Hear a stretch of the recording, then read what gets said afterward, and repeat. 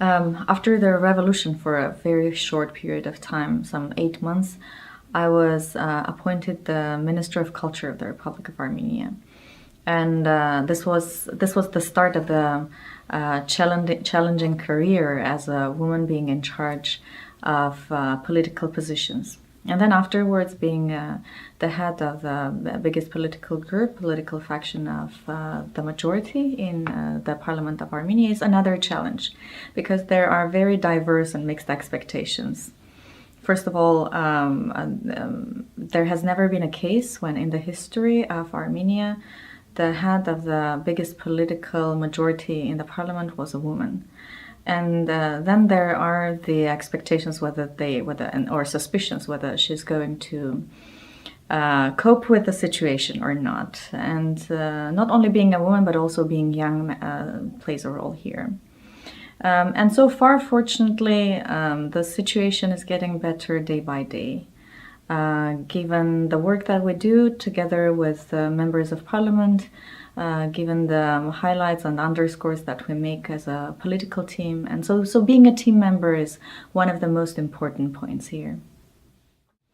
And being a young woman politician in a conservative society, in a conservative country as Armenia is, also means that quite often you get criticized not for the deeds that you do, but just because you're a woman and a young woman. And that was the reason that for me personally, after taking the charge of the head of the faction, for me personally, one of my agendas is to empower women, and especially the young women, to get engaged in the decision-making process and never to refrain from it just because you might be criticized for the things that men might not be.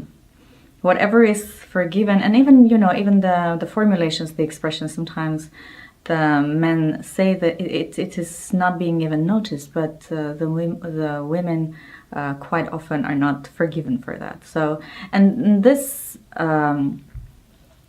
does not let a lot of women to get engaged into politics, and this is something which needs to be tackled. And I'm really very proud that the 23 women in the political faction that we have, they are not discouraged by the fact that quite often they are being criticized, and they go for the things that they consider are right to do. And this is something which might be empowering for most women. And this is not only, there was a time that we were talking about financial independence, which gave freedom to women.